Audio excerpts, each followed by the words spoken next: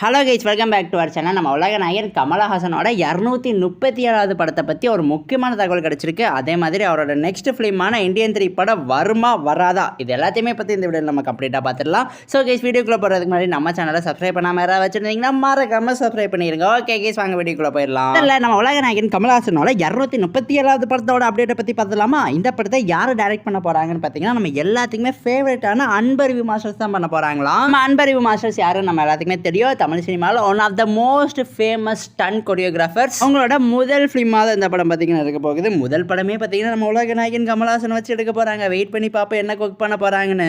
முக்கியமாக இந்த படத்தை யார் ப்ரொடியூஸ் பண்ண போகிறாங்கன்னு பார்த்தீங்கன்னா லைக்கர் ப்ரொடக்ஷன் தான் ப்ரொடியூஸ் பண்ண போகிறாங்க. நம்ம உலக நாயகன் கமலஹாசன் இந்த படத்தை நம்ம லைக்கர் ப்ரொடக்ஷனுக்கு கம்மியான சேலரியில் அவர் நடிச்சு கொடுக்க போகிறாராம். இதனாலன்னு பார்த்தீங்கன்னா நம்ம உலக நாயகன் கமலஹாசன் நடிப்பில் இதுக்கு முன்னாடி ரிலீஸ் ஆன இந்தியன் 2 படத்தையும் நம்ம லைக்கர் ப்ரொடக்ஷன் தான் ப்ரொடியூஸ் பண்ணியிருப்பாங்க. அந்த படம்னால நம்ம லைக்காக்கு பார்த்தீங்கன்னா மிகப்பெரிய நஷ்டமாச்சு. ஸோ அந்த நஷ்டத்தை ஓரளவுக்கு சரி பண்ணணுங்கிறக்காண்டி இந்த படத்தில் கம்மியாக சேலரி வாங்க போகிறாராம். மனுஷன் எவ்வளோ நல்லவர். அதே மாதிரி இந்தியன் 3 படத்தை பற்றி ஒரு முக்கியமான அப்டேட் கிடச்சிருக்கு. அதாவது இந்தியன் 3 படம் வருமா வராதா, இது எல்லாருமே பார்த்தீங்கன்னா செம்ம டவுட்டில் உட்காந்துக்கிட்டு இருக்கோம். ரீசெண்டாக என்ன விஷயம் கிடச்சிருக்குன்னு பார்த்தீங்கன்னா, நம்ம இந்தியன் 3 படத்தோட சில சீன்ஸை ரீஷூட்ஸ் பண்ண போகிறாங்களா.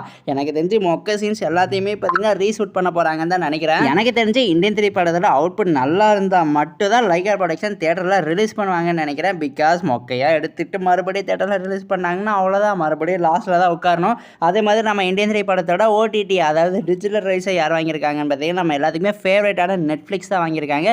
நெட்ஃப்ளிக்ஸ் ஆல்ரெடி இந்த இந்தியன் 3 படத்துலேருந்து விலகிட்டாங்க. வெயிட் பண்ணி பார்ப்போம். ரீசர்ச்லாம் போய் நல்லா படம் வந்துச்சுன்னா மறுபடியும் நெட்ஃப்ளிக்ஸ் உள்ளே வருவாங்கன்னு நினைக்கிறேன். சரி பார்ப்போம். இது எல்லாத்துக்குமே முக்கியமான காரணம் நான் யாரை சொல்லுவேன்னா நம்ம இயக்குனர் சங்கர் தான். இயக்குனர் சங்கர் பார்த்தீங்கன்னா அந்த 2010 அந்த பீரியட்லேயே போய் பார்த்தீங்கன்னா உட்காந்துக்கிட்டு இருக்காரு. அந்த டைமில் கமர்ஷியல் ஃபிலிம் கொடுத்தா எப்படி இருக்குமோ அந்த மாதிரி இப்போ 2025 கொடுத்துக்கிட்டு இருக்காரு.